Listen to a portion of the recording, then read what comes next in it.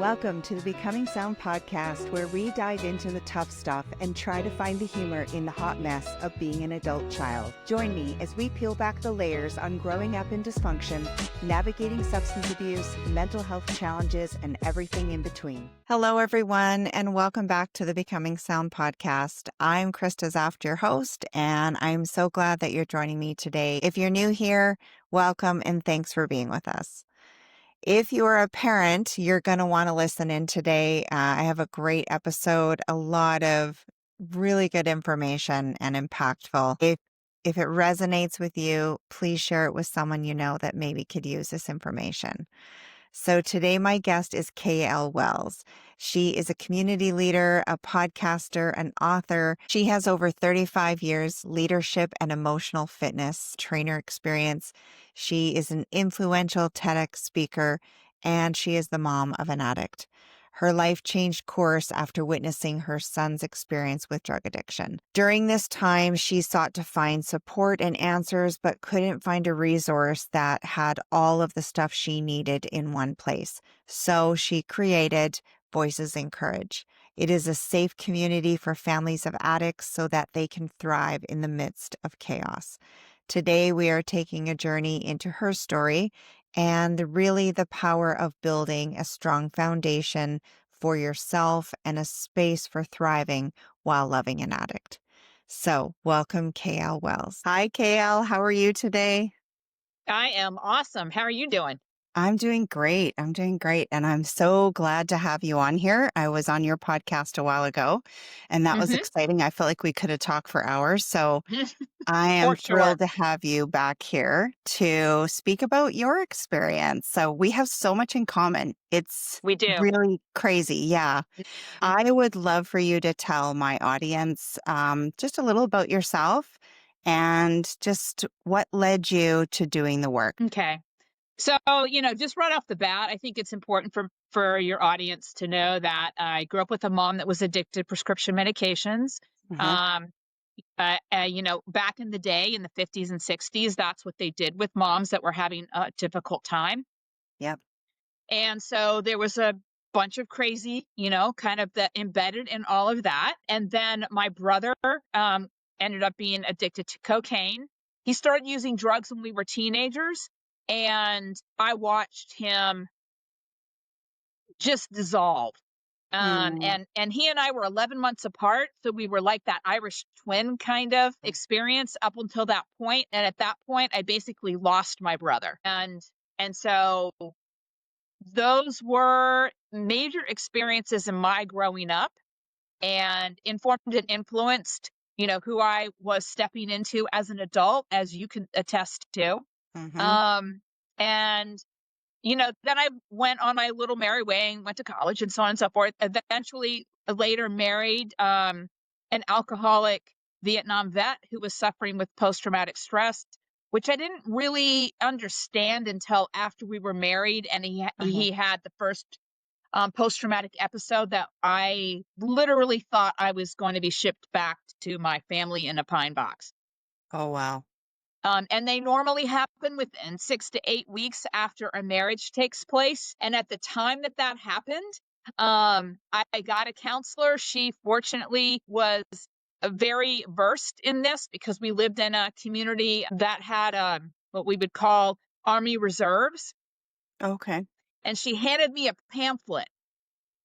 That's all there was about PTSD at that time, Yeah. you know? And so this was all the early days for me. Mhm. And even when I was the one who ended up helping my brother get into rehab, even during those times, nobody that I talked to about that had a story, or they sure as heck weren't going to share it. Yeah. So fast forward, I ended up divorcing my son's dad because I wasn't going to do that for the rest of Mhm. my life. But, all of the trauma and all of the things, it had a significant impact on Sam, who is my son. He's now almost 35 years old. And so he started having issues when he was a teenager. Mhm. And so for 20 years, as a single mom, mostly, dealing with this. And I would say, similar to your story, the absolute hardest thing that I had to deal with was my son. The experience with him cracked me wide open in ways that I Mm. honestly didn't know was possible. Mm-hmm. And so there was a moment that was a seminal moment that I talk about in my TED Talk in my book. Mm-hmm. And it was the moment where I stood on a sidewalk in Washington State and my son was in psychosis. Mm-hmm. And the police were called and I witnessed him being arrested. Wow. And it was, four officers, wrestling him to the concrete ground, and him kicking and screaming and yelling at me to save him. Mm-hmm. Can you speak to that a little bit about what that does to you as a mom when you watch that happen? It's so heartbreaking, like soul breaking. Like it breaks you apart in ways that you didn't even know was possible. I didn't know that was possible. And I held it together for him. And I talk about this. I was very clear, even in that moment, to be the love on the sidewalk for him Mm. in probably the worst moment of his entire life. Mm-hmm. And and then I watched the police officers take him away. And then Mm-hmm. we were at a hotel because he lived in Washington State. I lived in Oregon. We had driven up because we knew he was in drug psychosis. And I went up to my hotel room and I just dropped to my knees. And sobbed, cried in ways Mm-hmm. that, um, like a wounded animal cry, Yeah. It, you know?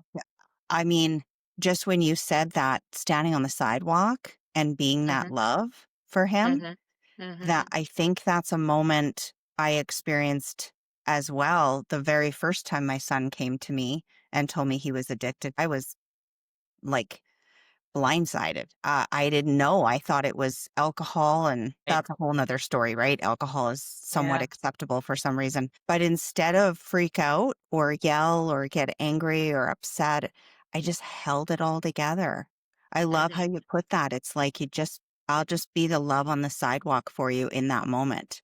mhm, It's what else can you do, right? Because all the other alternatives bring chaos and mhm. and all that stuff that goes with it, and they're already in chaos. They don't need you to Yeah. be that way too. I don't think we give ourselves credit enough to be that calm in that storm Mhm. because, like what you just said, what else could we have done? Well, we could have done a whole lot of different things, Yeah. and instead we chose to be the calm in that storm in that moment and then completely fell apart, in the aftermath. Um, and I'm very proud of myself, Mhm. for being that calm, that love on the sidewalk for him. I do believe that we're here for a purpose. And Mhm. I do believe the children that are birthed to us, the people that come to us in deeply intimate and meaningful ways, there's a kind of a contract there and a purpose for why we have been woven that way. And so I do believe for him and his life's journey and what he's meant to do while he's on this planet, I was the right mom for him, certainly in Mhm. that moment. Yeah. And um and then I was also very clear that I needed to fall apart. Mhm. And then, I got my sleep, I did all the things I needed to do. And then the next day I got on the phone and I Yeah. started calling people like, who do you know? How do I navigate this system? I had no experience with, jails and all of that. And so stepped into another whole world and another learning opportunity, to figure out how to navigate it. The whole thing has been such an incredible um, expansion of me knowing more Mhm. about what a lot of people deal with and a lot of people go through. And then really kind of taking a hold of what I kept hearing was surviving this. And that doesn't ring true for me. I did not want to just survive this experience with my Mhm. son being addicted. I have a great life. I have a great marriage. I have great work. What I do matters in the world. And so I really was like, okay, there has to be a way to thrive in the midst of holding the space for him to do the work he's either going to do or he's not going to do, but hold the Mhm. space for him. I want to thrive in the midst of being able to hold the space for him. Yeah. And so that became the journey, was learning how to thrive in the midst of the chaos and the destruction and the devastation of witnessing the suffering that he was going through and not allowing it the power to take me out. Mm. I love that. That's not a normal reaction, right? Mm. I've talked to other parents and I've been in rooms with lots of parents who have children in this, and that is not Mhm, the normal reaction. That I'm mhm, gonna keep thriving. It's easier, and I think it's more within our comfort zone to honestly take a dive down ourselves. And mhm, so many parents just struggle with trying to find the grace to pull themselves out of that, right? mhm, mhm. What was it for you that actually like triggered that response? I mean, honestly, I think just decades of work. Mhm. It's not like I started that journey that day on the Right. sidewalk. I Right. had started that journey when I was a kid growing up. Mhm. And even as a kid, I remember going to the library when I was about 11. And I was like, okay, I went to the autobiographies because I was like, Mm. there has to be better stories than this. There has to be a different way to do life than this. And that's where I started, was reading autobiographies of, you know, Interesting. successful people. Yeah.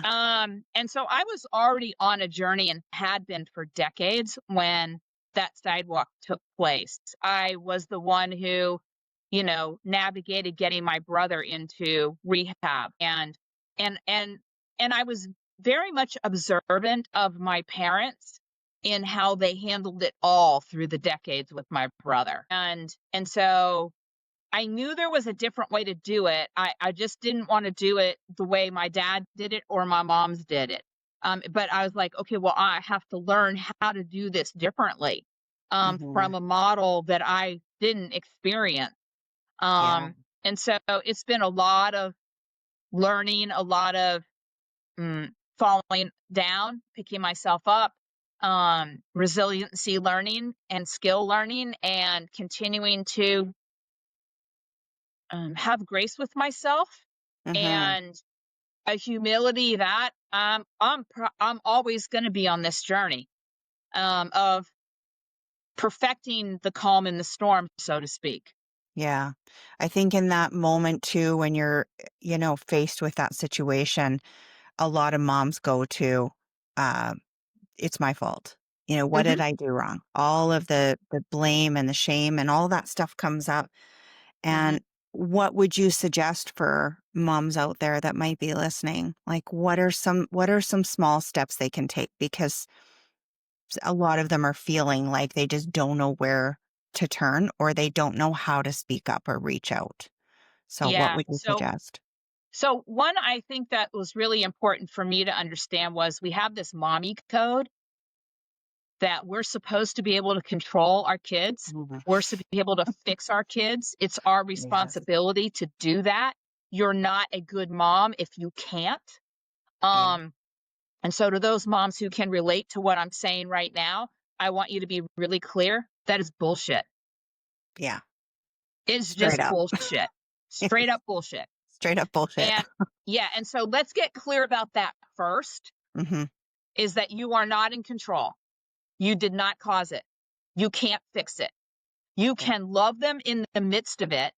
And then the other piece that I think goes simultaneously with that is, it is just damn difficult to watch your child suffer. Yeah.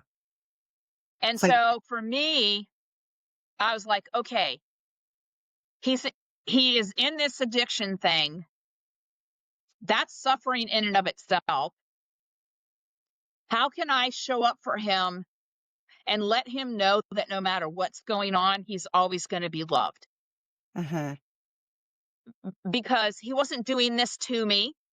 He didn't want to do this. If you talk to anybody who is in recovery, it's like those times were the absolute most wretched of their lives.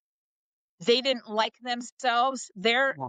in a pile of shame and guilt and Mhm. self-loathing. So it's also understanding what's happening for them in the midst of their disease. And so I'm a big proponent in be a vigilant learner, Mhm. not only about the disease. Most people want to learn about the disease so they can fix their child. I I was wanted to just learn gonna about the ask you I was just gonna yeah. ask you, please talk about how loving Mhm, them does not mhm. equal rescue, and No. Mm-mm. that there's a fine line with that. I think it's one of the biggest struggles. Yes, because we think, yeah, I'm not a big believer in quote tough love, Mhm. because that means if you don't do it the way I want you to do it, you're Right. kind of dead to me. I am a strong believer in boundaries. And the absolute final moment for Sam was he was living across the country on the East Coast of the United States, and I live in the West Coast. And when he hit his bottom, which you never know when they hit their bottom until you're Yeah. on the other side of it. You think they're Yeah. hitting their bottom, you don't know. Yeah. When he did actually hit his bottom, he begged me, like saw on the other end of the phone for me to bring him home. And I said no, Wow. It's because tough. that was not the solution for him. He Yeah. had to choose life for himself. And so for moms, get clear about the mommy code, get some help. Yeah. Okay.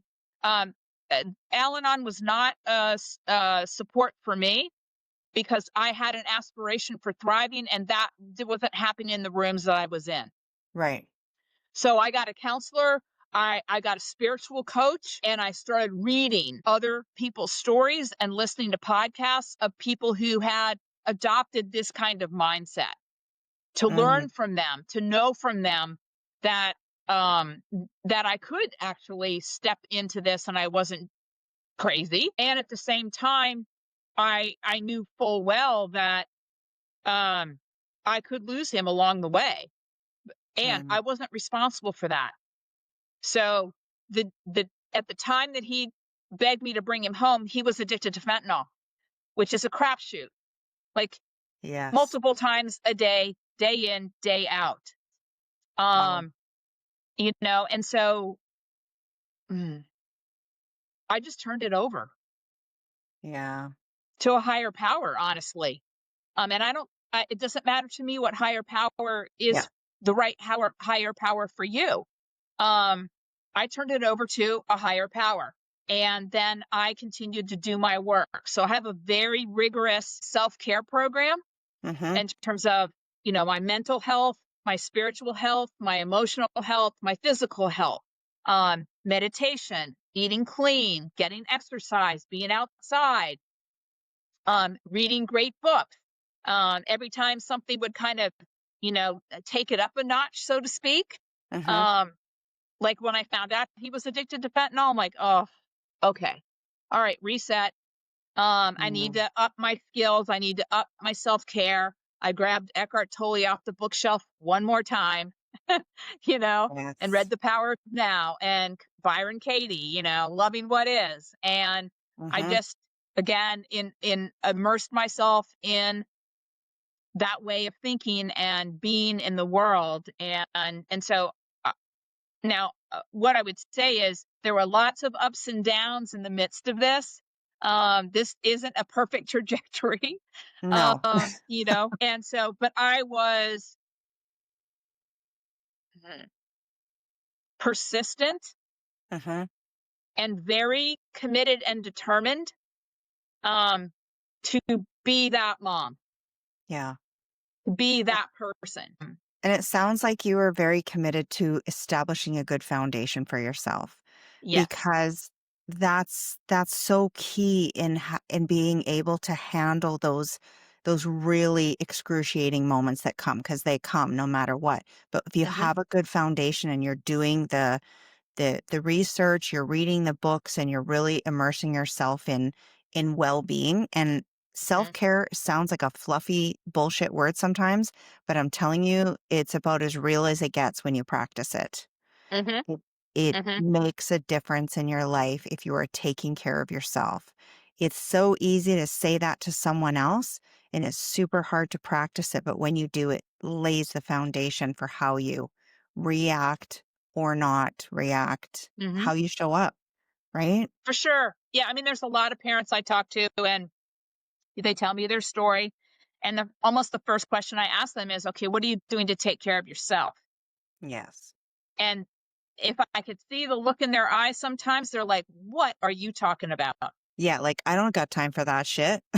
Yeah, I'm right, I'm trying to trying to save manage, them. yeah, Yeah, trying to exactly, and keep I'm my head like, above water. "Okay, so it's cliche at this point, but you do have to put your oxygen mask on first. Hmm. Otherwise you are not of service to their disease Yeah. and them, and so I was super clear about that part. And now, Sam at this point has been almost 2.5 years clean and sober. It's fantastic. And to see, who I knew was inside, Yeah. emerging and getting clearer and brighter and more contributory to the world. He is a bright light. He was born a bright light. And now that is getting to shine. Um, but you lose that for so long, you begin to lose hope. Mm. And I was determined never to lose hope. And so he would tell you today that my taking care of myself helped him Yeah. because trust me, our kids, as messed up as they are in the middle of their addiction, are Mhm. worried about us. Oh, 100%. Like, Yeah. you cannot shout that loud enough, that when you help yourself, you are Hmm. actually helping them. It Hmm. doesn't seem like it in the moment. It seems selfish and like you should be putting all of your energy into saving them. But Hmm. that is doing nothing but pulling you down into almost to the same depths as they go, you Yeah. know? Well, So, yeah. what it says to them also is that we're choosing life. Hmm. Despite what's going on, Yeah. we're still choosing life. And it Mhm. gives them a model for choosing life for themselves. Yeah, I love that. Hmm. Yeah, that's powerful for sure. Honestly, and I'm so happy for your son. And like I said, we have such similar stories because my son is 2.5 years I know. clean and sober too. So it's so amazing. Yeah. I love hearing about success stories too. And I've had really open conversations with my son about the drugs, about using, and that Hmm. brings me back down to reality. Like Hmm. still have to do my own work while he's doing his. Yes. I cannot stop taking care of myself and stop Right. putting my energy and effort into making sure I'm well equipped. That if Yes. something does happen, you don't want to Hmm. think about it, but Hmm. I have so many more tools now that if something did happen, I would be a different person showing up, right? Absolutely. And Yes. that's power for parents. Yes. Well, there's a couple things. One is obviously, I have a podcast too. And one of the great things about having a podcast is I get to talk to people, and some of the people I've talked to have lost their children. Yes. And so I already know who the first person I would be calling is. I've walked that journey with him the last 4 years, and he is the first person I'd be calling to help me navigate that. And at the Mhm. same time, there was a point where it was crystal clear to me that I didn't begin to know what Sam's life was going to be in service of. Mm. Explain that a little bit. Well, I believe that everybody's life is in service of a higher purpose. Mhm. And if he had died, it still would have been in service of a higher purpose, because I would never have done the work I've done if it hadn't been for his disease. I would not have the podcast I have. I would not be talking to the people I have. I would not have skilled up the way I have to be the calm in the storm for so many people if it hadn't been for Sam's disease. Yeah. And so he's already had a reverberation of impact that I don't think at this point he even begins to understand, because my reach is really far. And so that reach has happened because of his disease. Yeah. That's amazing. Okay, that brings me to a quote that you have on your website too, and I think it's from your book. I haven't read your book yet, but we're going to talk about it in a little bit. Okay. Sometimes life has to fall apart for it genuinely to fall together. Like, Mm-hmm. talk about some of the gifts, because we don't see the gifts sometimes when we're in the middle of the chaos, but they're there. Mm-hmm. And if we can become aware somehow of them by listening to podcasts like yours and mine. Mm-hmm. What are some of the gifts that you have found? Let me just give you a little bit before I get into that. One is, I learned that a long time ago at a Tony Robbins event, and that Mhm. stuck with me. So that was 30 years of Wow. bringing that forward. And in all the other things that have happened in my life where it felt like my life was falling apart, I leaned into that. And so it is ingrained in how I view life in the world. But that's not where I started. Yeah. So if it resonates with you, grab it, work with it on a daily basis, believe it, and begin to see that if you do believe that, then you can legitimately ask when anything takes place, because crisis and opportunity are, two sides of the same coin. Yep. And so I've lived it so many times that as soon as something really what you would consider horrific, tragic, whatever has happened to me, obviously I'm going to be in the experience of it, and then very quickly, within a day or two at most, I'm going to be leaning into, okay, where are the gifts, lessons, and opportunities embedded in this Yeah. experience for me? Uh-huh. And that question continues to serve my brain looking for the answers. Yeah. So the questions that we ask ourselves matter. Uh-huh. So that's 100%. the question I ask myself. So if I'm asking myself that question, my brain's like looking for the answers. Yes. It's the shift that you need in the Mm-hmm. moment to take you out of the dark place and into how Mm-hmm. how can I see this differently? How Yes. can this work for me? What can I take from this and actually, turn it into something more positive, right? Yeah. Yeah. Yes. And so leaning into the question of what are the gifts, lessons, and opportunities embedded in this experience for me, I did it within a day of standing on that sidewalk. Oh, wow. Good for you. That's Within a amazing. day, That's because it was amazing. already ingrained, okay? Yes. And so, one of the gifts was I gave myself permission to drop to my knees and sob. That's a gift, Mm-hmm. because I could have stuffed it, Yeah. and I didn't.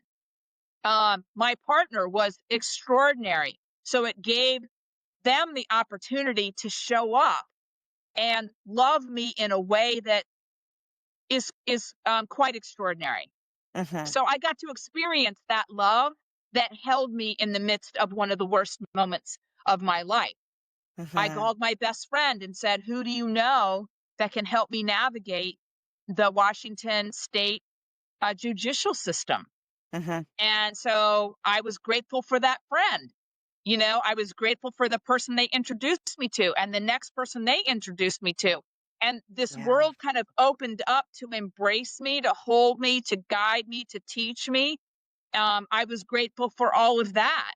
I was grateful for the mental health person that was inside the jail, because it was 3.5 weeks that my son was in drug psychosis while he was in jail, and he was in solitary. Oh, wow. Yes. So, and it wasn't pretty.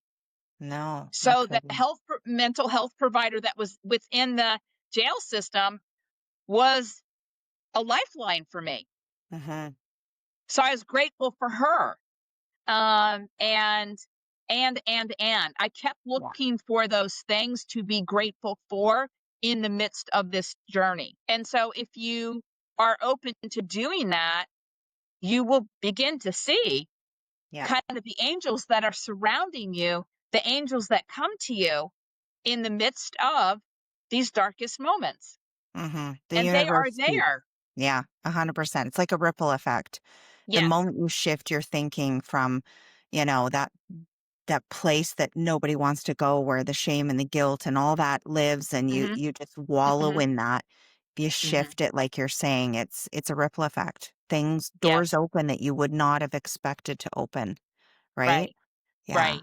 Yeah, that's Exactly. beautiful. And so I've met so many extraordinary people on this journey, that I would never have met if it hadn't been for Sam's disease. And so I want to put a pin in just something that you mentioned just a second ago relative to shame. Mhm. I have worked with an expert in shame, and shame is that we are bad because of whatever Yeah. took place. That is never the case. And so we Mhm. need to get really clear about our own worth in the midst of even the most devastating things that take place.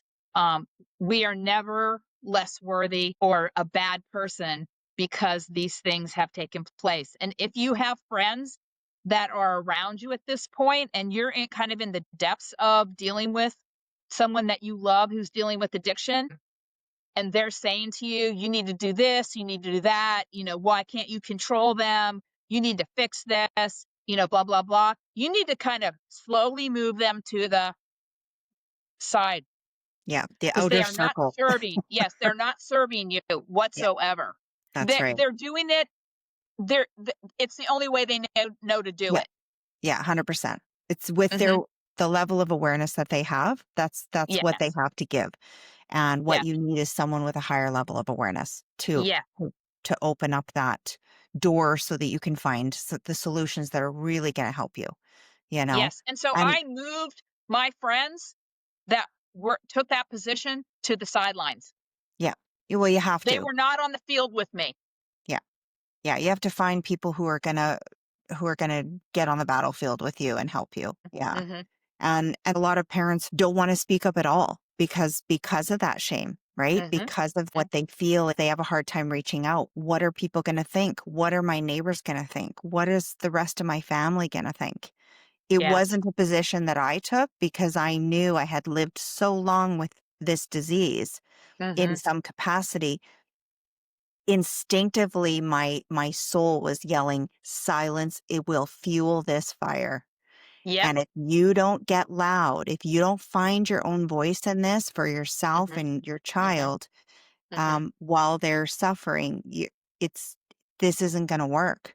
And I Hmm. was really clear with my son, and not that we, took a megaphone and blasted it to the world, but in the midst of that intervention and that what happened, I was Hmm. like, I cannot be silent about this.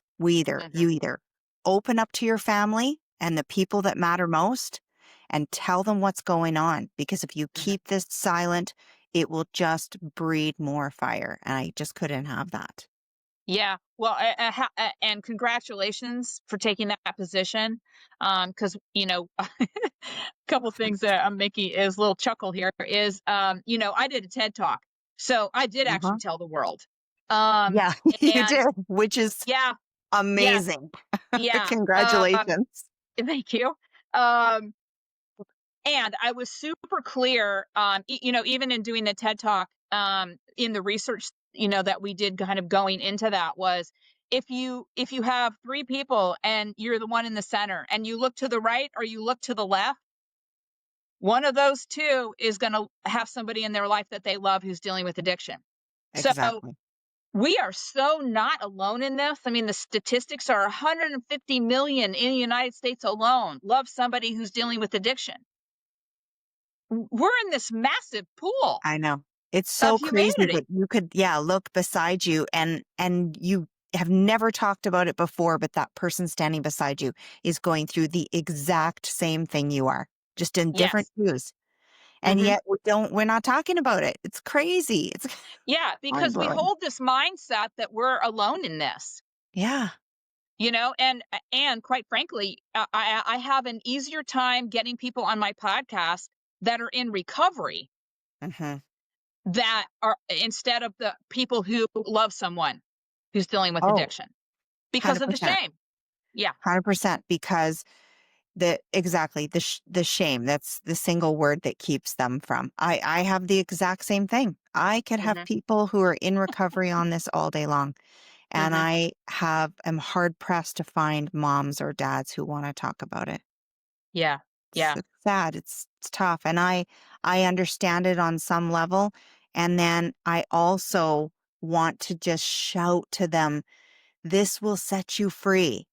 Mhm. Talking will set you free, and it Mhm. doesn't have to be on a podcast or to Mhm. the world on a TEDx stage. Mhm. Just Right.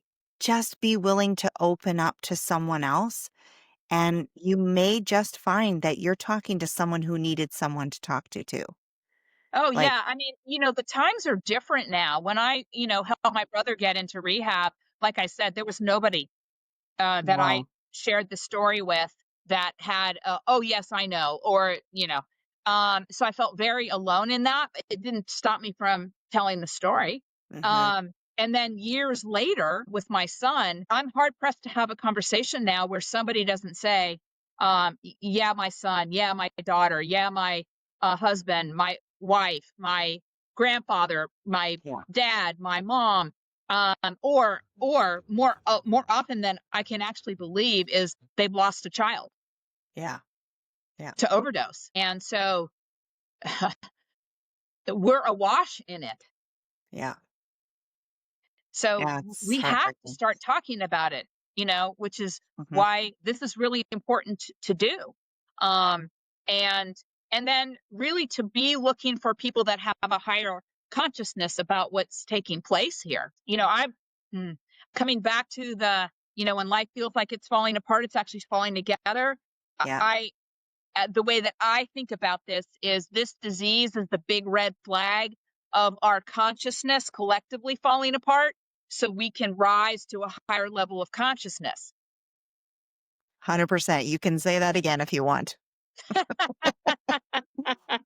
You know, I didn't understand that concept, Mhm. until I was in this situation with my son. I didn't understand it.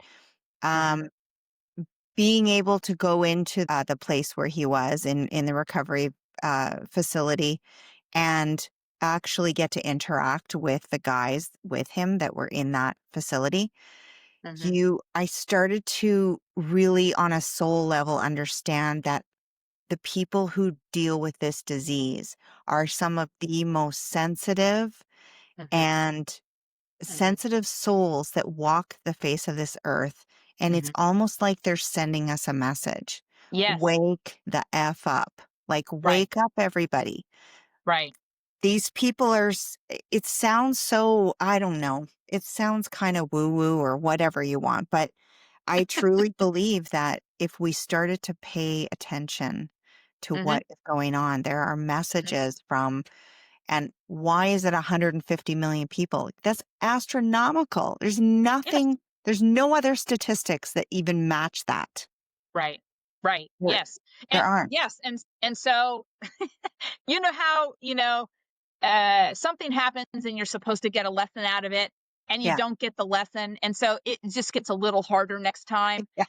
And it'll just get harder and harder Yeah. and harder until you finally like wake up Hmm. and go, oh, okay.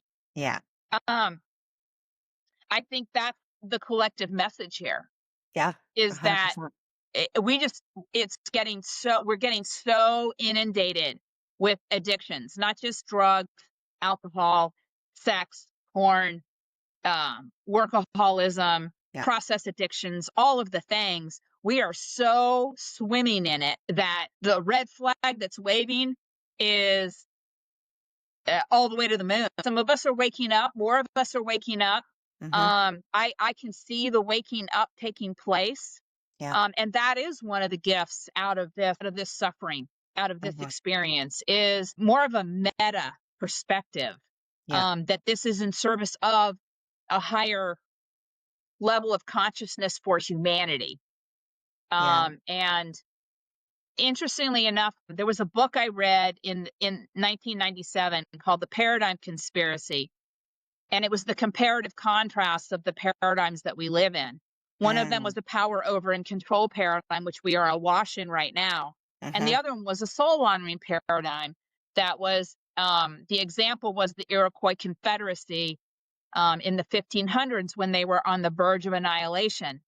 And they moved from power over control to a soul honoring paradigm until, the Europeans came across and crushed that again. But I do believe in my heart of hearts, in my soul and my being, that we are in the breaking apart of the old paradigm so that a soul honoring paradigm can emerge. And Yeah. I believe, like you spoke about earlier, like your son, my son, most of the people that have been in recovery that I have met have been these empathetic, deeply soulful, Mm-hmm. um, wise, Yes. um, connected people, Mm-hmm. usually wickedly smart Oh, intellectually. yeah. Super Um, smart. yes, super smart. And so when they get into the reemergent side of their disease, they are the ones who are going to lead us out. Yeah. Yes. I love that. Yeah. Hmm. Hmm. 100%.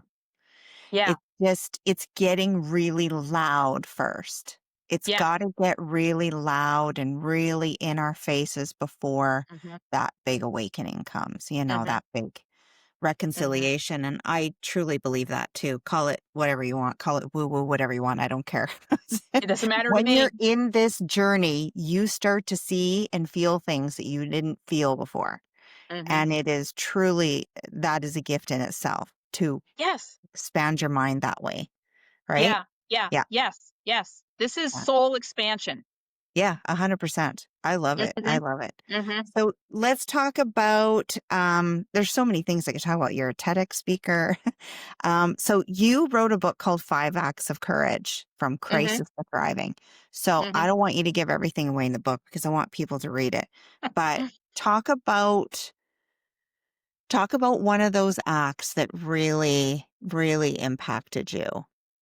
Well, I'll just give a little bit of background on this. The reason I wrote the book was because somebody asked me, "How are you thriving in the midst of this?" Uh-huh. And I was like, I Good hadn't question. actually thought about it. Like I was just doing it, Yeah. and I thought, "Oh, okay, well there's actually something to this." So I sat down and I was like, "Okay, well this is what I did first, this is what I did second. Uh-huh. So let me speak to the first one first. Yeah. Is allow yourself the gift of feeling. Mm. And I'm not just 100%. talking about anger or Yeah. frustration or pissed off. I'm talking about grief. Yeah. I'm talking about sadness. I'm talking about on that sidewalk, the image I had of my son growing into adulthood completely shattered. And then I had no idea what that was going to look like, if it was going to Mhm. look like anything. And so I had to go through the grieving process of losing who I thought he was and waiting for who might emerge. Yeah. And so being awake for our own journey of emotions Mhm. um, through all of this, that was the first um, kind of linchpin in the five acts of courage, because I think it is a courageous act to give yourself the gift of completely falling apart Yeah. uh, and owning that. Yeah. And Especially as a mom. yes, Especially as a mom. The one person who's trying to keep it all together at all costs. right. It probably something I could have used in my journey. Should have Yeah. wrote that book 5 years ago. But honestly, because Close. Yeah. I was afraid to fall apart because I Yes. didn't know what happens if I fall apart. Then who is going to carry this? Like who I just, it's like I died and made myself the god of all things, you know? Yeah. Nobody. Yeah. And it's true though. And that is it's probably the first step for a lot of moms. I have some friends in my life right now who Hmm. honestly I think need to crumble. I Yeah. needed to crumble at that time Right. and I didn't allow myself. So I Yeah. probably didn't get to the other steps. Well, we have this story that Hmm. if we fall apart, we'll never rise again, Yes. or we'll Yeah. start to cry and we'll never stop. We'll never stop. Right. And again, bullshit, bullshit, bullshit. Yeah. Of course we're going to stop. Yeah. It could be hours later. We could have Yeah. our eyes completely puffy and to closed up, but we will stop Yeah. and we'll need to sleep. Hmm. And then we'll need to eat something, and then we're going to feel so much better Yeah. because we expressed that energy um, that really needed expression. We need to give ourselves the gift of being human, Yes. you know? And Hmm. so if you're holding it together, thinking that you're being the strong one, and if you actually do start to cry, you'll never stop. You're telling yourself a lie. You will Yeah. stop. And you're also pushing And it down, you know? yes, And where yeah, does that go? Where does that go? I'll tell you yeah, where it goes because I did it. It it will establish itself inside your tissues, and pretty soon it's gonna manifest as actual pain. It yes, is going to start pulling you down into this place where you don't feel like you are serving anything anymore because all you're doing is writhing in pain. right, right. That's where And it goes. so there's a great book, called The Body Keeps the Score, which I'm sure you're really Yeah. familiar with. It is brilliant. It's a must read, I think, for Mhm. parents for sure. But what I know to be true, and I've done this, is our grief, our sadness, our anger, um, will show up as sickness, will show up as weight, will show up as a disease, Mhm. will show up as an accident. The universe will rise up to get your attention Yeah. that it's not serving you to stuff it. Yeah. Hmm. 100%. And so having been a stuffer years ago, Yeah. um, when I got my cancer, I was like, okay, this is here to teach me something. What Right. are the lessons I'm meant to learn? Um, Mhm. and man, that was one of the greatest gifts, um, was the cancer, but also being open to receiving the lessons and gifts and all the things that go with Mhm. it. And so that's another whole story. But Yeah. yeah, so please, please, please, mm, allow yourself to be human, allow yourself Mhm. to grieve, allow yourself to be sad. Um, so I want to be really clear about anger because we all have these moments. Yeah. But if you're angry for any more than 5 minutes, it will last in your body for 3 days. Wow. It has an exponential impact on us physically. Mhm. And anger sits right on the top of sadness. Yeah. So if you're being angry because you don't want to drop and allow yourself to be sad and grieve, just I'm kind of blowing the lid off of the Yeah, little exactly. illusion you're telling yourself right now. The facade. Yeah, the facade of anger. It's so Um, true. It's mhm, anger is the expression of it, but the feeling is underneath. The mhm, emotion is sadness. mhm, Yeah, it's mhm. great. Yeah. Yeah, I Yeah, love that. Thank you for that. you're welcome. So your podcast is called Thrive While Loving an Addict. Yes. And I mean, it's Yeah. exactly what you speak about, but what are some of Mhm. the greatest things you've experienced just doing the podcast? Well, the people that I've met all different kinds of people in different parts of their journey.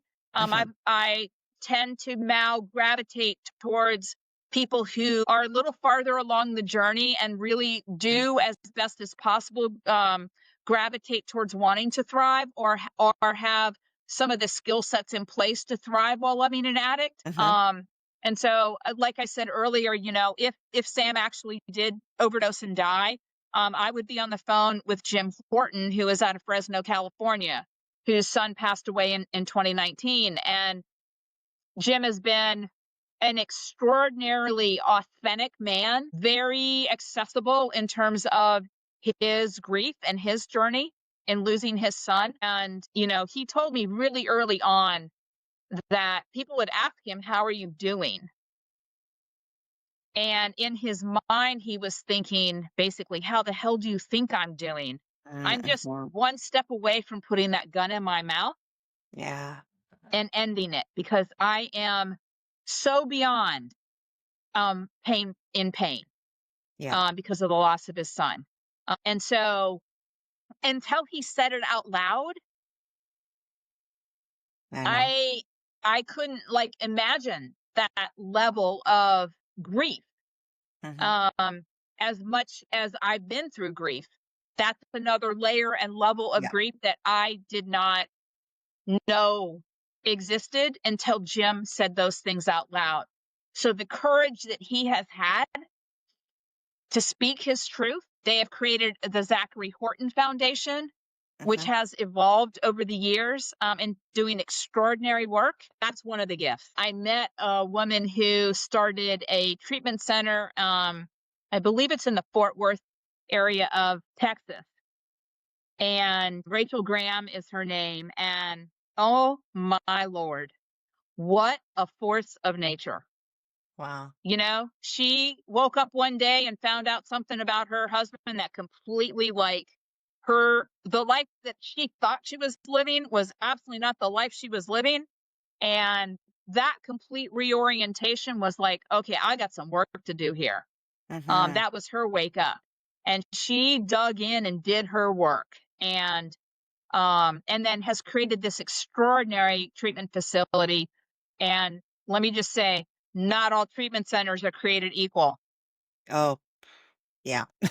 Yeah, it is a money game in so many ways. And so being able to find really, really high caliber treatment centers Mhm. that are about the totality of the person that they're Wow. working with. Um, she's a she is a person I hold in really super high regard too. Mhm. Um, and there are just more and more and more people like that I've Yeah. been so blessed to have conversations with. And you know how it is. Every person you talk to, there's a thread of that person or a wisdom that comes from that conversation that is forever etched in your soul Yes.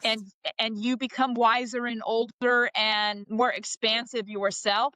And so we become the sum parts of these extraordinary people that we get to um, talk with and learn from and um, Mhm. experience. So it's such a Forever great being a question. student, yeah, in this. I Hmm. love the podcast realm for that too. Hmm. And Hmm. I always say as much as I love to bring awareness and bring people to speak about their journey and their story and all the wisdom and the insights and stuff, I Hmm. selfishly always take away something that helps me, right? Like, why not? Yes, yes, of course, of course. That's the And name of the game. yeah, and then the other side of that is the gift, like for me today, to be able to tell my story, my journey. The story and who I am today is not who I was 6 months ago, was not who I was a year ago, and before Yes. that. And so we become, hmm, we stand on the stories that we experience in our podcast, but we also stand on the retelling of our own stories. Yes. Yeah. Yeah, 100%. Or, So what have you got going on right now that you're excited about? oh my goodness. Well, what's really kind of become clear to me is this notion of a million thriving. Mm, explain And that. well, it got kind of born a few years ago because I thought, okay, look, if I can dedicate my life to me personally thriving in the midst of this disease, and I can find other people that are thriving in the midst of this disease, then we can begin to grow that community of thrivers. Yes. And at some point, that community is going to get bigger and bigger and bigger, and there'll be a tipping point where those of us who are thriving begin to move the masses in the direction of thriving instead of the direction of people who tend to give up their own life force energy to the disease, even if Right. they're not an addict. Yes. So the work that, I do besides, the podcast and that Uh-huh. sort of thing is I'm actually a business coach, executive coach, and consultant.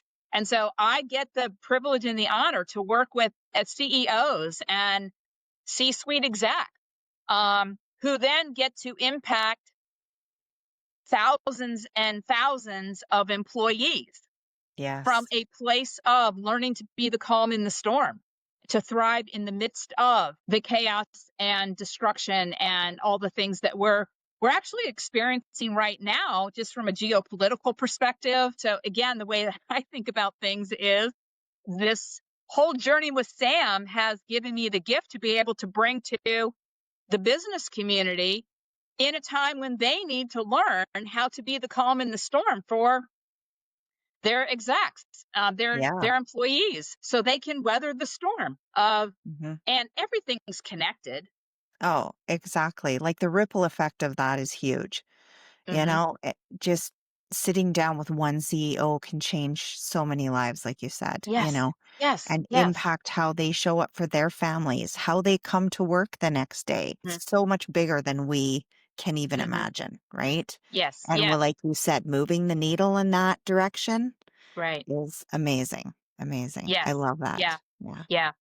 So I know that because of Sam's disease and the work I've done, and that we'll be able to hit a million thriving. So that That's gets awesome. me out of bed every morning. I'm super excited. I can't wait to see my exec, and I can't wait to do the podcast and all of these things, because I know that who I am and how I show up is from a place of thriving.